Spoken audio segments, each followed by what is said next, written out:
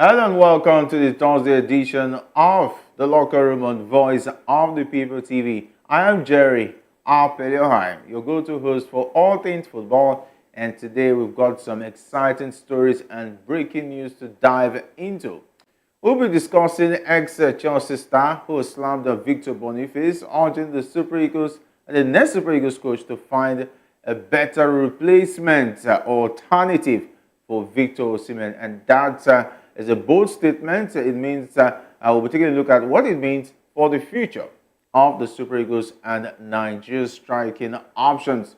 All right, joining me today are James and Mayowa, and who are here to share their insights and hot takes on all the action. Don't forget to hit the subscribe button and turn on the notification bell so you never get to miss an exciting episode of the Locker Room. You also get to call in and, of course, make your comments while the program is on, and after we'll be able to read your comments, dissect them, and, of course, process them while the show is going on, and maybe subsequently also take some bit of feedback from our viewers. And of course, yesterday we got a heated feedback from some of our viewers, and of course, we want to see we appreciate them, whether negative or positive. But let's keep the energy going, but try as much as possible to be civil where you're going about it. All right, James, it's great to have you join us once again on Local Room. A very good evening to you, Jerry, and also to our viewers. Good evening. Another beautiful day to talk football. We had the action-packed Carabao Cup yesterday. Arsenal and Liverpool coming back from behind and getting the magic against Arsenal, doing that against Crystal Palace. And Darwin Núñez continue being Darwin Núñez. I don't know how that guy keeps on being a Liverpool striker in 2024, but I'm sure Arne Slot has a plan for him in the future. And also Sandro Tonali coming out yesterday, bagging 2 goals against Brentford, and Newcastle getting the full victory against them. A very good one for them. Let's not forget Alani was out for ban, and now he's back and he's bagging goals. So a very good one. The players now have qualified for the quarterfinal? Sorry, the semi-finals of the Carabao Cup, and later tonight we see Manchester United and Tottenham. So it's a very good day to talk football. All right, it's a very good day to talk football. Some will say, like I would say, at least he scored to redeem himself, and what a beautiful goal! Talking about Darwin Núñez. That is why he started the Carabao Cup. It will have been a different thing if you wouldn't get the victory yesterday. Assuming you guys at least lost. Starting the Carabao Cup. Assuming you guys didn't lose, we get the victory. As they were able to capitalize on their chances they got in the second half, I'm sure you will not be say at least he scored. And when he has gone to maybe penalties or gone to maybe a knockout and you guys were knocked out, I'm sure you'll be dragging the same Darwin Núñez I am dragging now. But it's goal counted for now. And they did come back to bite them in that particular fixture. But in the future, I don't see Darwin Núñez staying a very long time in Liverpool because it's not even developing. Each season you expect. Yes, last season they were the chance of they were comparing him and Jackson that got them missed the same amount, or they are not converting the chances they get. But now Jackson is improving. You compared to Jackson you have this season and what you had last season, you are seeing the improvement. But Darwin Núñez, I think this is third season. Yeah, this is third season. Is he improving? No. He's doing with the best he can. Continue defending him until he misses. I'm not defending him. You know the time you regret it. When Salah is not firing all cylinders and you are relying on Darwin Núñez and Luis Diaz, that's when you will know. The Liverpool side have never depended on Darwin Núñez. Okay. Let's not forget last season when Salah was injured. Nobody was looking at Darwin Núñez to get the goals. We're looking at unlikely players who were at least sustaining the side, and that is why the side was known. I think when Salah went to the Nations Cup and was injured for more than a month, the team was doing well, and they were not relying on Darwin Núñez. Darwin Núñez has never been a go-to man. He has failed to deliver. He has failed to live up to expectation. A lot of money was paid to bring him from Benfica. The season he left Benfica, he scored 26 goals in the league season, and definitely justifying the price tag. But eventually, I think that money was thrown away, just like another Naby Keita. But this one is not injured. He's playing, but you cannot see the results. He's a defensive striker. Mario joins us virtually. It's great to have you join us once again. Yesterday, it was a heated session, and the comments from yesterday has been on fire. The comment section has been on fire. Even though we throw bullets at James, they threw bullets at me. They say I'm moderating, I'm creating opinion, and so on and so forth. The funny thing is that this opinion they were all accusing me of making or whatever. It was already a narrative on Twitter. I was just bringing it here that all of us could actually look at it and brainstorm, and of course, look at it from a perspective of without fear of favor, and forgetting that as Africans, we also have a way we do things. We have our certain culture and the standard that we expect of each other.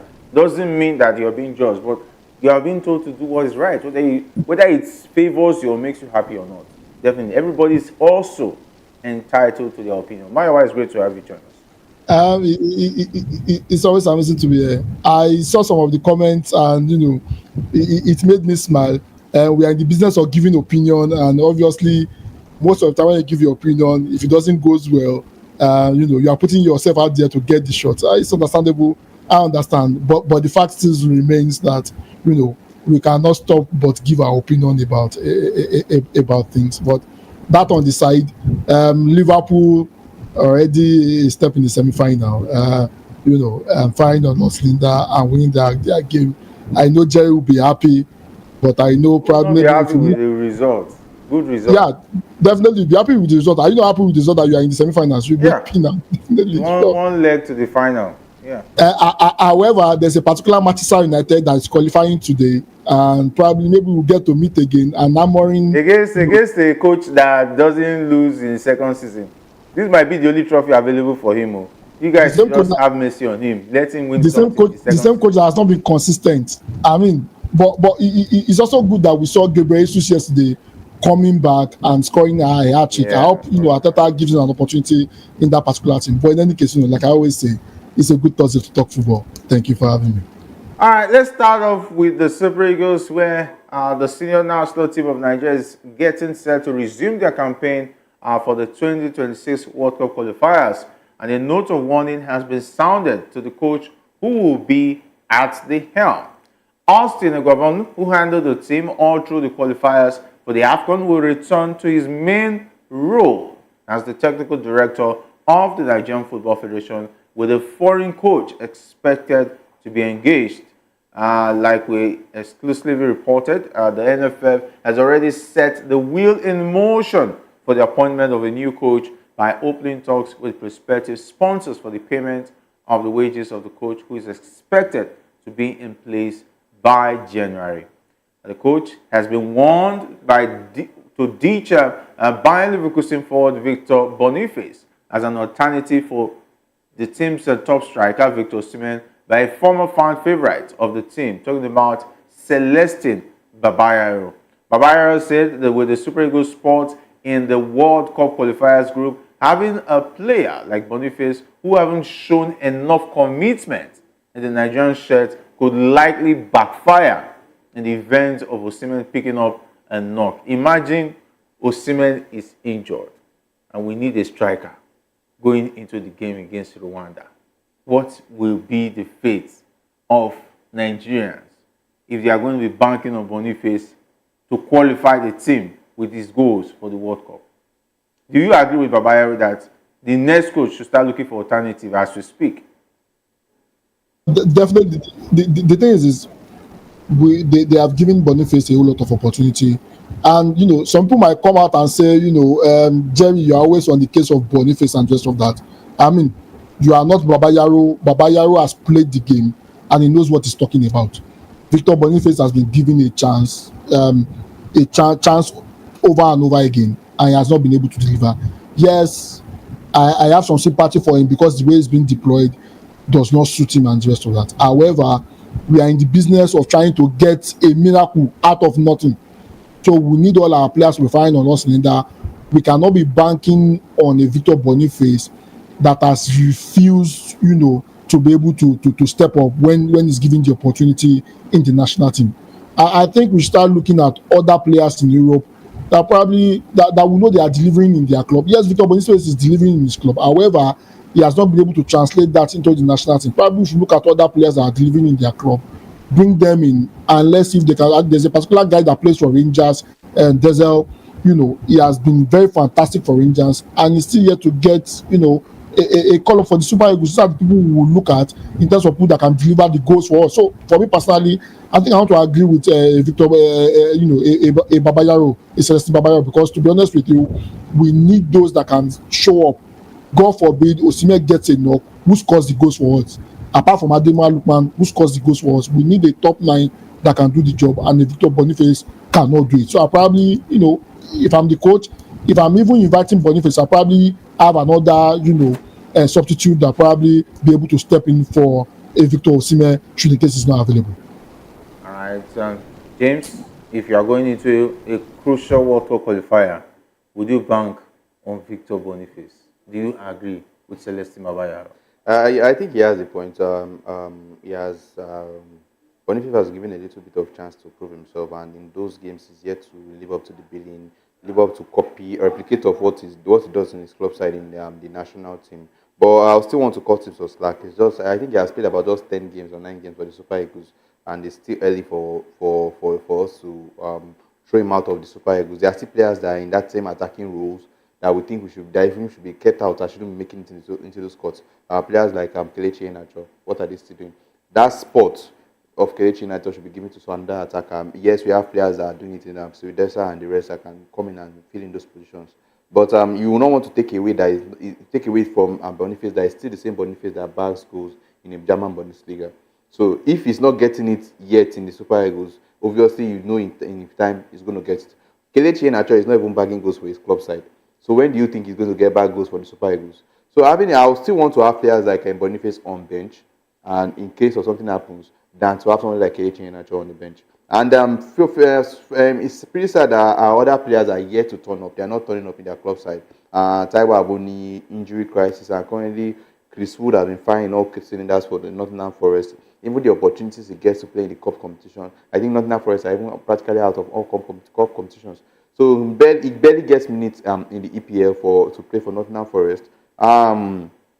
Gift Orban currently having drama with his French club in Lyon, and I even read reports that he might be making a move to Offenham in the summer. Who else? When you look at it, we have lack of options in. Yes, Victor Aroko-Dario, who's doing well in the Belgian league. He's been on top form. And let's not forget this. Also, Josh Maja. Let's not forget this same Gift Orban, when he was firing in all cylinders, we have been clamoring for him to get a call up for the national team. He didn't. When he was scoring goals, hat-trick back to back in trying to maybe the Greek league or so, before making a move before playing in the Europa. Were they playing in the Conference League? With Rangers, I can't remember. I don't know the club. He was playing. I think they were playing in Europa, and he was also scoring. He was also scoring hat-trick and hat-trick in the Europa League before they were knocked out. He made a move from this club to, I can't remember the name of the club. I think it's one of the Greek league or something. Before making a move to Lyon, he started his life in Lyon and was still bagging goals. He never got a call up. So is it those ones that have been proving themselves not just in one league but 2 leagues, also proving themselves in international competition like the Europa League, that are yet to get called up, that will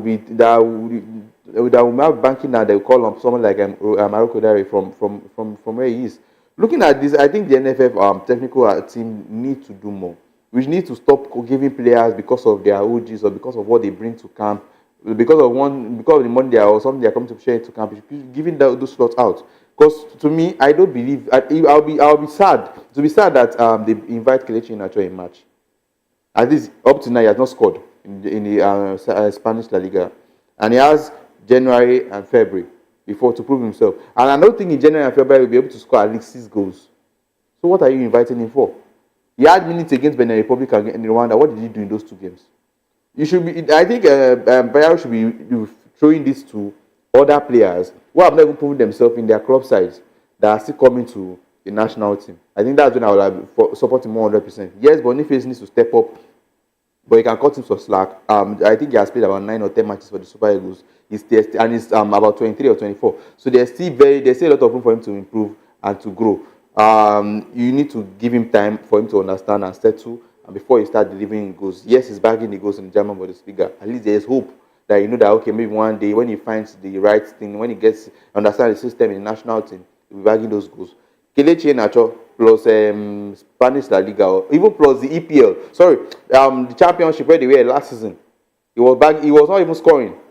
He made a move to Sevilla over the summer. He's not still bagging goals. They even report that they want to even terminate his contract at the end of the summer. So how is that welcoming? How is that improving going to improve our national team? So I think it's high time we start looking at other talents, yes, but we need to still give Boniface time. It's still too early for us to push him under the rug. Players like Kelechi Iheanacho deserve to leave first before we can even face Victor Boniface. All right, and of course, definitely made emphasis on the fact that they have a few. He has played a few number of games, as much as 10 games. But I want to also remind you that in the national team, you are not. It's not like club side where you have lots of games to really prove yourself, and you will need to prove yourself with each game that comes. The times that Victor Osimhen was not available, Victor Boniface was relied on to get the goals, which he has failed to deliver. It means that if anything happens to Victor Osimhen, we'll have to look at other options. Of course, there's players like Cyril Desas, Josh Major, and of course, Victor Arokodairu, who is also doing well in the Belgian league as we speak. So, a pool of other players who the national team handlers could actually look for. And of course, the national team coach is going to be paid. So, that's his job. I don't think I have to do his job for him. But what you want to see at the end of the day is goals. This NFL, Yes, this give us goals. do you think this NFL will allow the whoever the manager is to bring who he wants to bring at the end of the day? Maybe yesterday we were talking about it where you said where we heard them Amaju Pinnick who said they must invite Ahmed Musa. At that point, Ahmed Musa had no club. They said he must be in the team that goes to the World Cup. He was able to score 2 goals, but we didn't make it past the group stage. The coach didn't want to take him, but Amaju Pinnick, the president of the NFF, at that point, make sure he went with him. So looking at it, it's still a trend that continues. Even before Amaju Pinnick, it was going on. And when you look at this particular list, you see that it's still going on. When you see the list that have been coming out for the since January, since after Pesce was left up to now, you will see that it's still going on. At the point where you see players like Tanimu.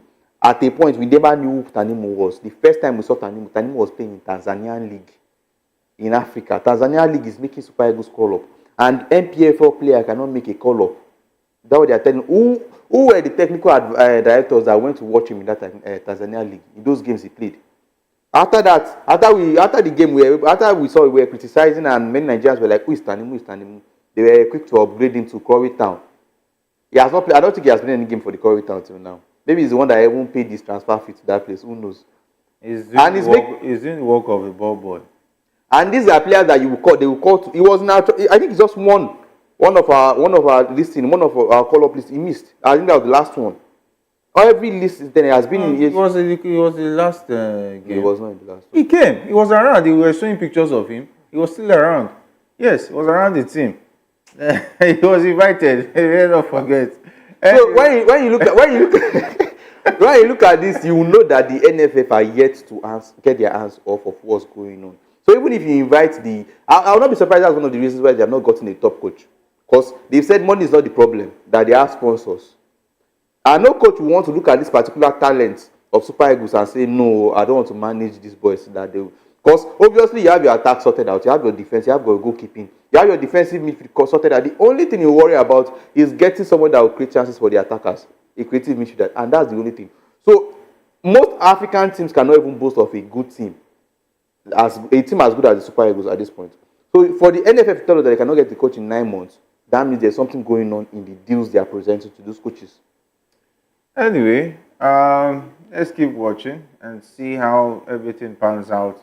But on an interesting note, the Super Eagles have ended the outgoing year with their worst FIFA ranking in 6 years after they were rated as the 44th best team in the world.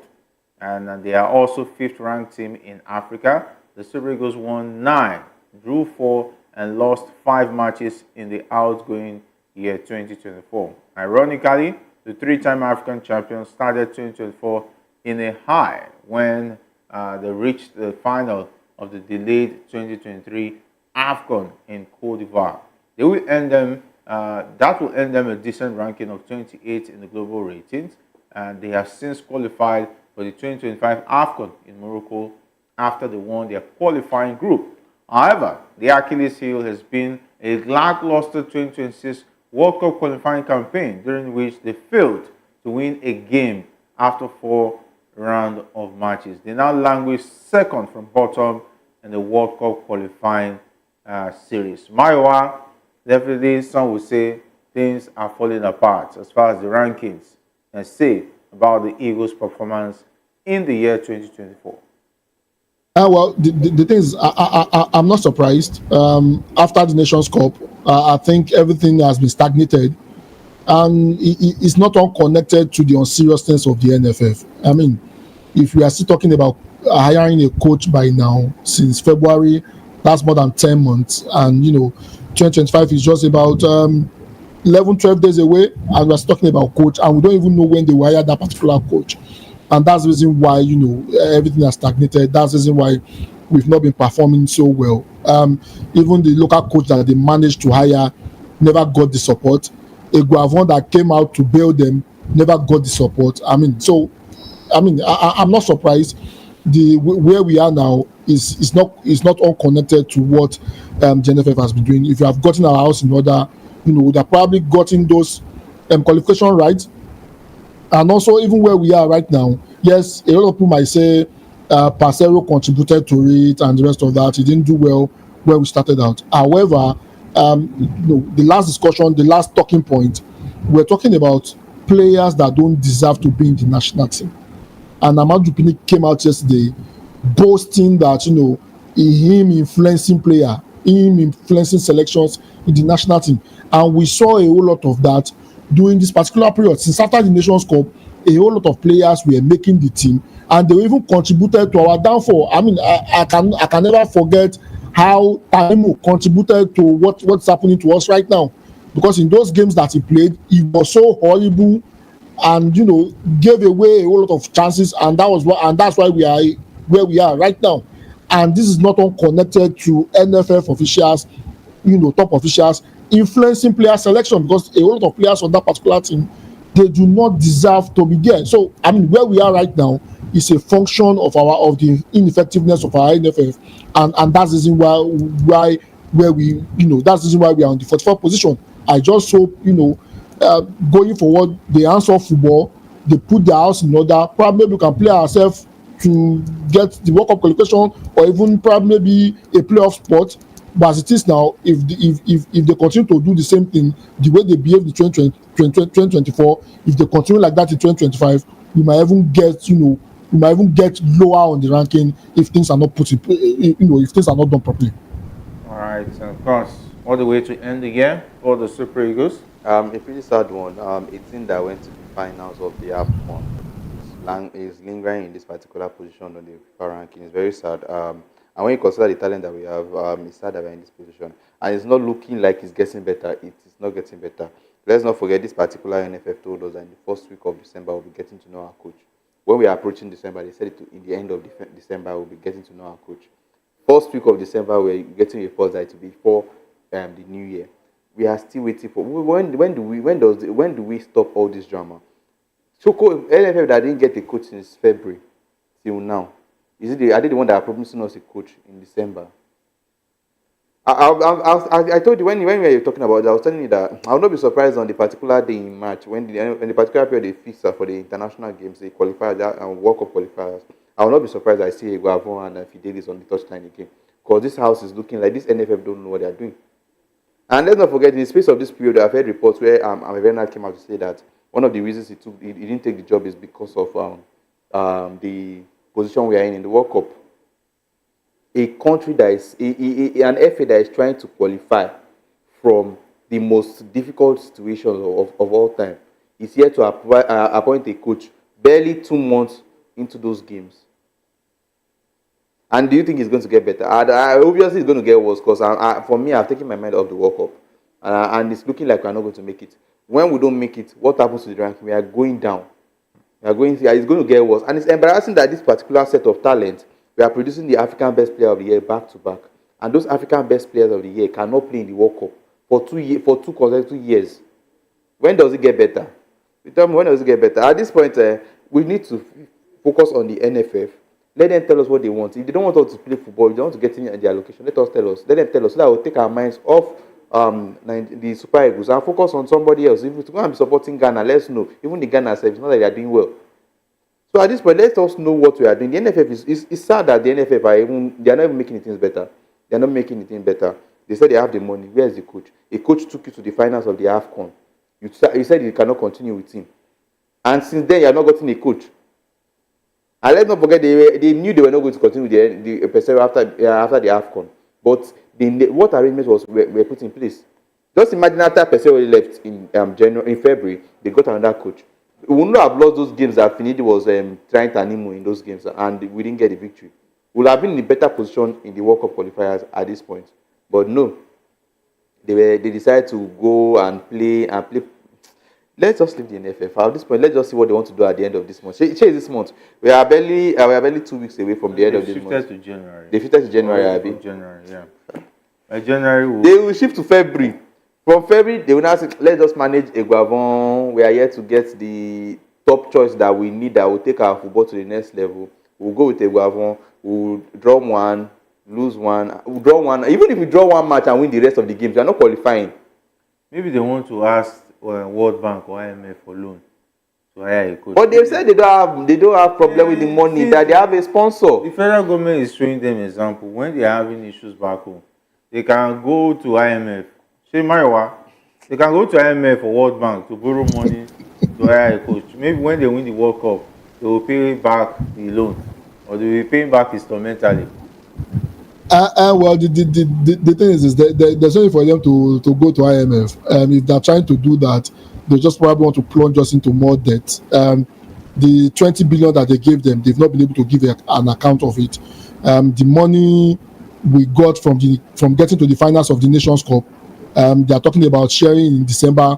We don't know where that money is at the moment. So the thing is it's just because they are very unserious, and they've so much convinced us that we've begin to echo the lies that they are telling. They've told us that they don't have money to pay coaches, whereas there is money coming from FIFA. There's federal government allocation, and yet we are still rigmaroling and we don't know where we are going.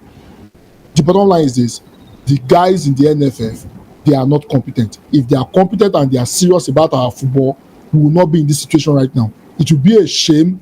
We have been able, after 24 years of hiatus, from getting recognized in Africa, we've been recognized back to back because of the kind of talent we have. Yet those talents will be missing from the next World Cup. Because I want to align with James here. As far as I'm concerned, I don't think we are going to the World Cup, because even the qualification is in the hands of 4 other teams ahead of us. So how do we do it? And I've done the mathematics in my head. There is no way all those 4 teams will mess up. There is no way. So I don't think we are qualifying for the World Cup. We just want to just participate and get certificate of participation and come back to Nigeria and probably just do it. The bottom line is this: we need to get it right. Those in the NFF, they need to give account of how they have managed our football. That's number one. Number 2, when it's time for election, we need to get the right people in that place, or else we'll still continue to discuss the same thing in another 4 years. All right, we'll continue to discuss the same thing over and over again, because those who are started with responsibility of making things happen have turned as much as hiring a coach for the Super Eagles into further maths or even physics. And it's we all know back in the days when we were in secondary school, they say you should go and offer further maths. You know how difficult it will be. You look at the matter and say, just tell me that I should not go to school again, or tell me you don't want me to just pass. I'm managing maths, you're asking for that maths thing. Anyway, let's go back to the Chad Eagles, who beat NPFL frontrunners Remo Stars 2-1 ahead of Sunday's showdown against arch rivals Ghana. The Black Satellite, they are called. Isaac Xavier from Enugu Rangers gave the home-based Super Eagles the perfect start after just 2 minutes after he was set up by the legendary Sikiru Alimi. And of course, the Chan Eagles doubled their advantage on the 75 minutes through Samuel Ayarinde with another veteran when it comes to the NPFL, Rabiu Ali. I think Rabiu Ali played with the Chan Eagles back during Keshi's time, and he still he still the way played in the LPFL. He needs to be included based on his experience. Remo Stars pulled a goal back via Victor Iboro late on. Nigeria will host Ghana on Sunday in the first leg of the final playoff for the 2025 CHAN, with the return tie 6 days later. Okay, they're going away in Ghana to play the first leg, and they'll play the return leg 6 days later in Uyo. That means they'll be on the road during Christmas as they are playing for their country to qualify for the CHAN. Maiwa Rabiu Ali is still active in the Super Eagles home-based Super Eagles team. Well, if you have a Ronaldo playing till 39-40, I mean, Rabiu Ali is not 40 yet. Although officially he said he's not 40, but we all know what's going on now. So. It is what it is. but I mean, kudos to him that he's still playing football. I mean, there's a particular set of guys that played in the 2005 youth championship. Most of them are no longer playing football anymore, and it's a good one that he's still playing after 11, 12 years. He's still very, very, very active in the football. However, you know, with what the Chan Eagles has been doing, it's an indication that, you know, we need to start looking at our own base players.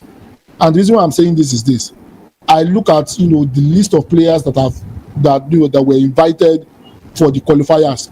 How many of them, you know, were home base? How many of them were from the Chan Eagles? And, you know, this takes me back to the earlier discussion again. You know, you have the Chan Eagles firing on all cylinder, beating an NPFL club. Yes, you might want to say a whole lot of them, you know, they were picked from different NPFL clubs and just like to form the local, you know, the home base team. This is an indication that those guys are good enough to play in our national team. We have the Chan Eagles firing on all cylinder, doing very well. Yet we have a Tanimu coming to play. We have a Kelechi Iheanacho who has not done anything for his club in our national team. We have an Umar Sadiq who is not doing so well. Even the striking issue that we have at the moment, if we take a look at our local league, we should be able to get a striker that can probably step into the shoes of Osimhen. The same thing with the defense, with the central defense position. Remember, yes, we might say let's cut Gabriel Shaw, a slack because he's just coming to play for the Super Eagles. He's not used to playing to the Super Eagles, and that has been the reason why he was jittery. However, when a Tustekong or some other established names are not available, we are always scratching our head to look for central defenders to fill in for those guys. Whereas we have the Chan Eagles doing so well. I just hope their efforts are being recognized. The guys are doing very well for themselves. I hope they get a slot, they get their chance to shine, in the national team. All right, I hope they get their chance to shine. All right, let's go straight to the Carabao Cup because of time. We understand that there were very interesting results last night in the Carabao Cup. And I think Ikechukwu has had the first 45 minutes of that game, he was not smiling. Even when I was trying to cheer him up, it looked like it was the end of the road. But Jesus came. And all the assists were washed away. He got a hat-trick. Talking about Gabriel Jesus.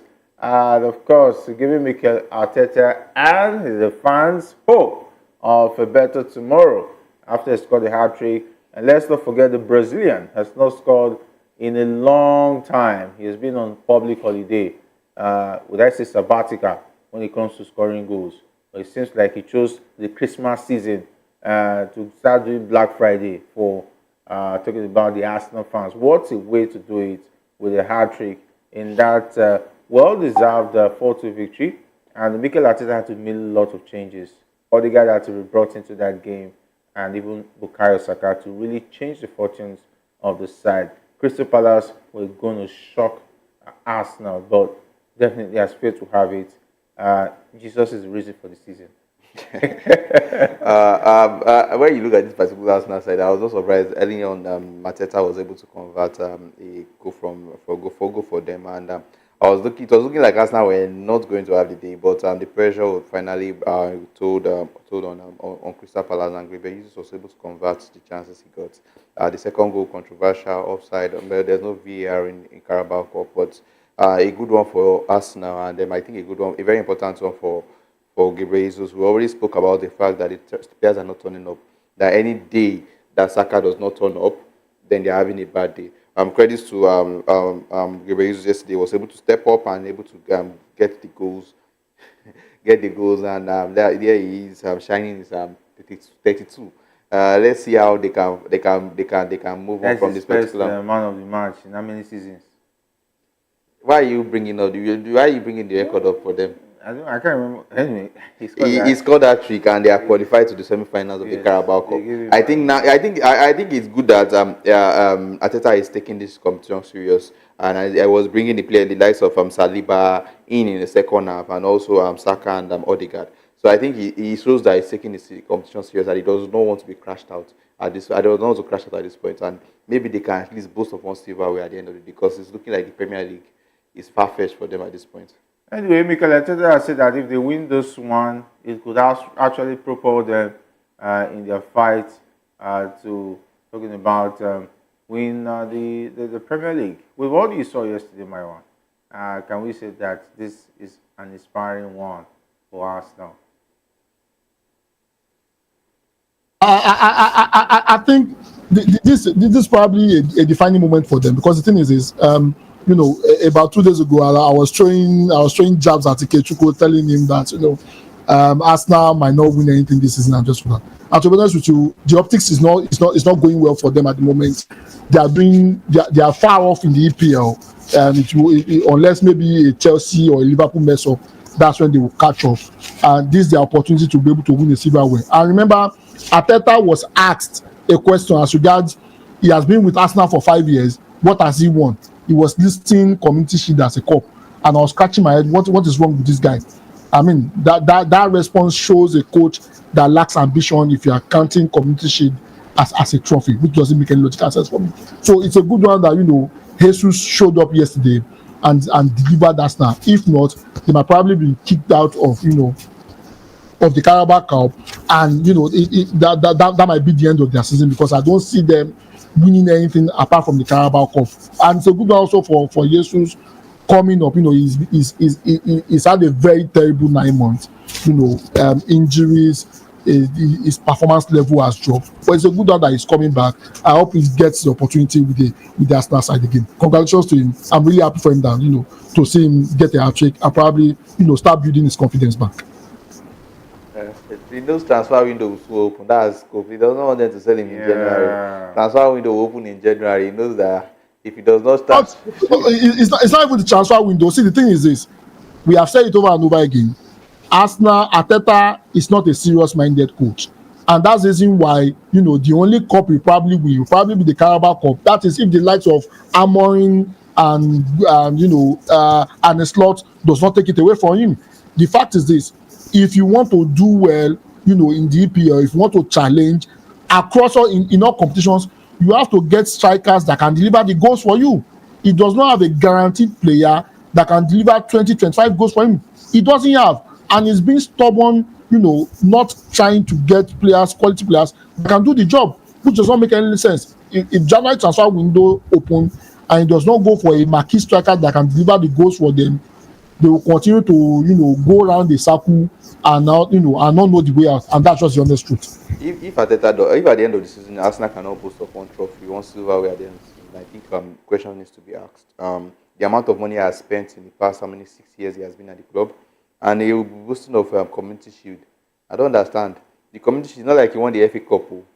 Because of Man City won both the Premier League and the FA Cup, so he has to play with the second team in the league. That's why they are playing those matches. So question needs to be asked about Arteta and what he hopes to, where he's taking Arsenal to.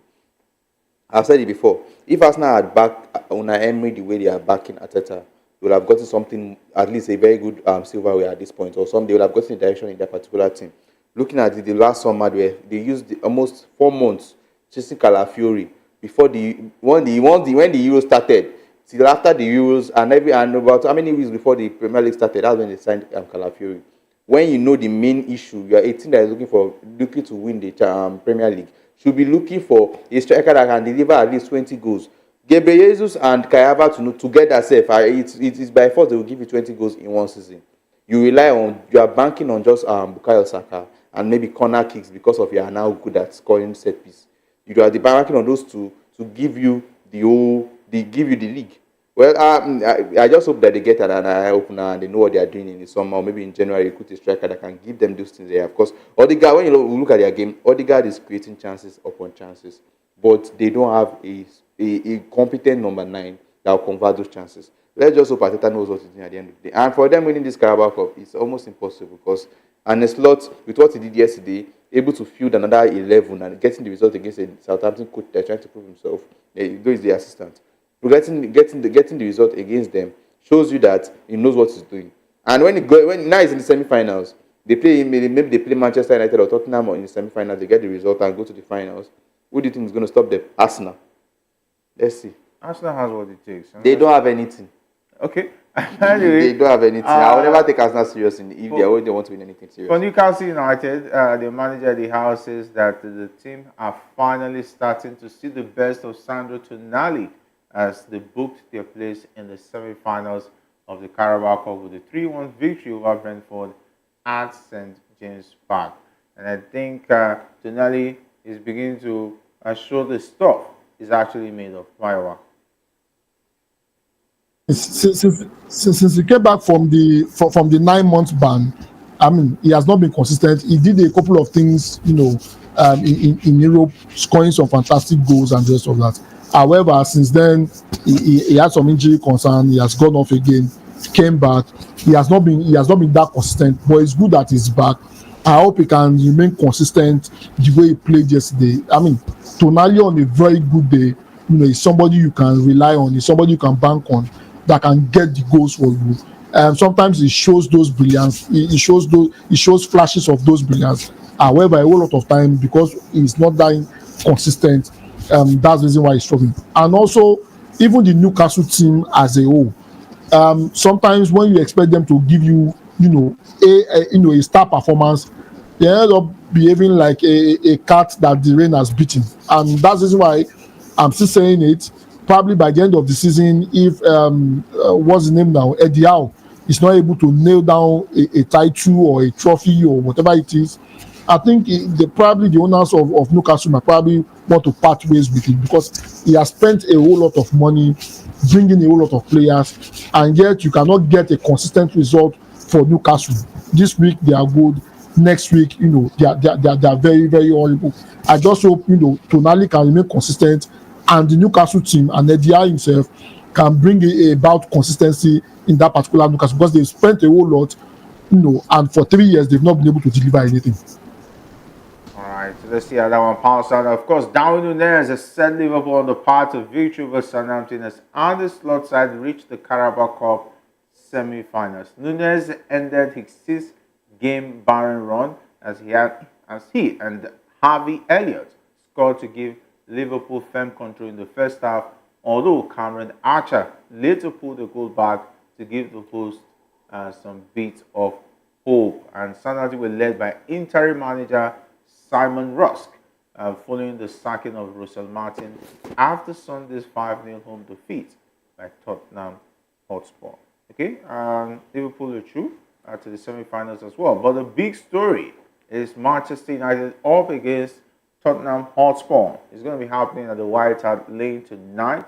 And Diogo Dalot says that the Red Devils will be hoping to avenge their 3-0 loss to Tottenham in the Premier League as the two teams clash in tonight's Carabao Cup. So, Diogo Dalot going for the jugular, going for the revenge.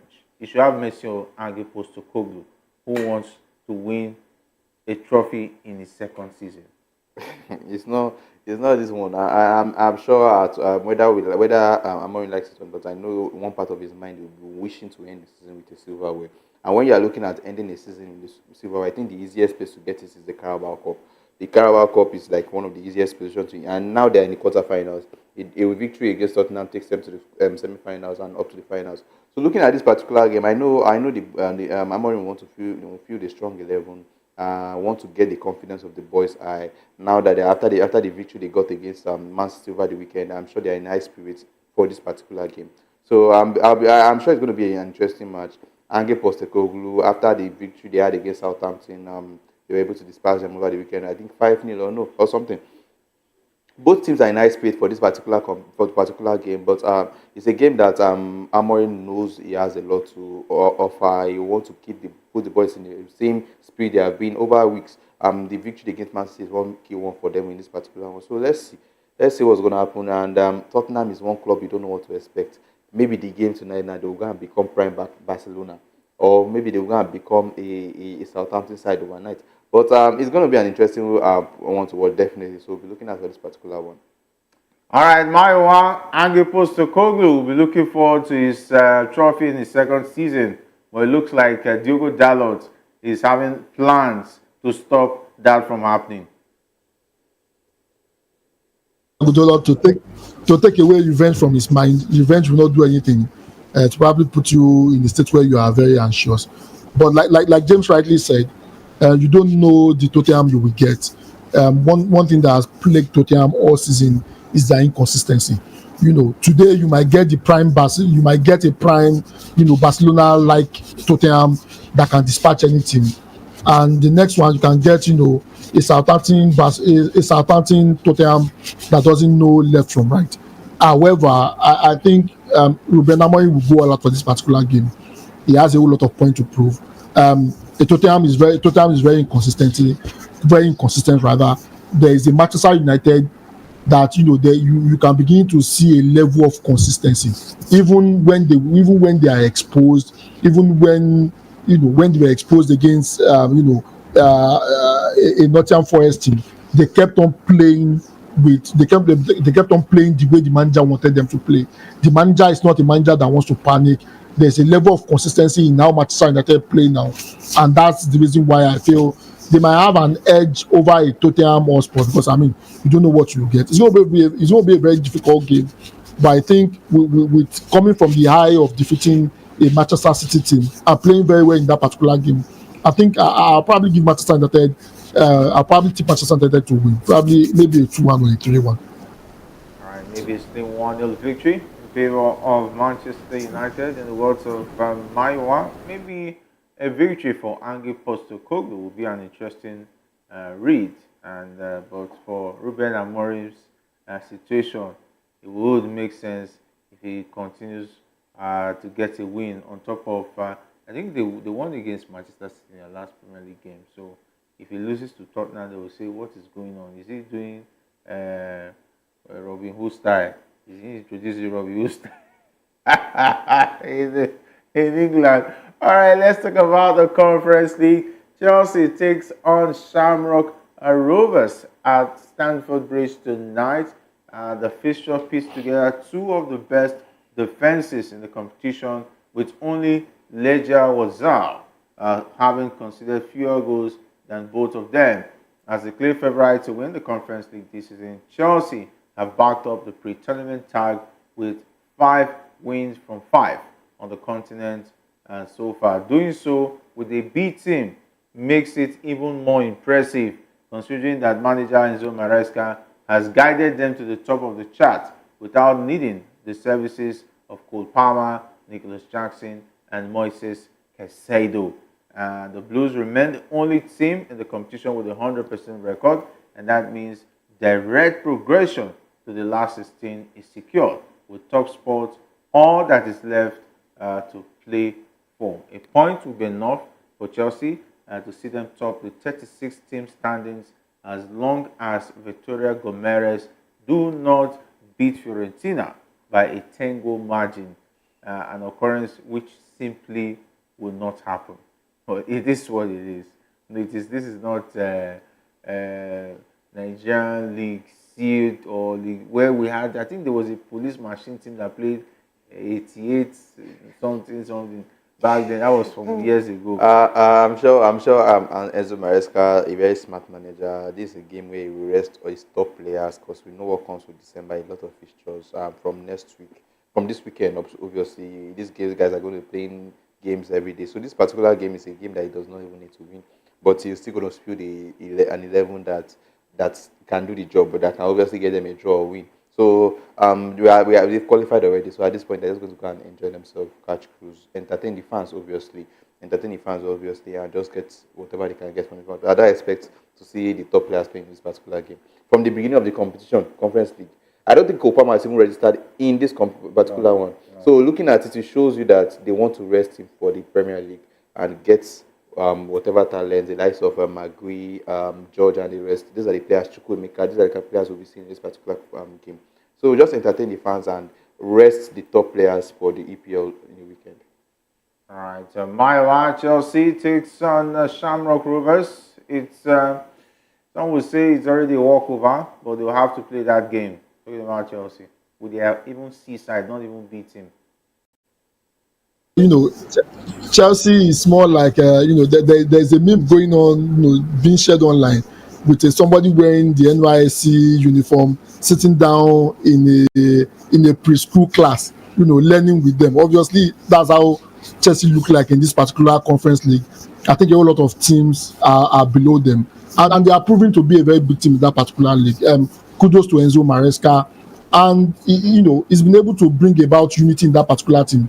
You don't have any players disgruntled because a whole lot of them, they get playing time. If you are not playing in DPL, you are playing the Conference League, you are playing the cup competitions, and just which gives the players a sense of belonging. I think that he has done well for that particular team, and the boys too, they are showing up because if you do well in the Conference League, you are putting your name, in the mind of Enzo Maresca for a place in the EPL. It's going to be a very difficult game.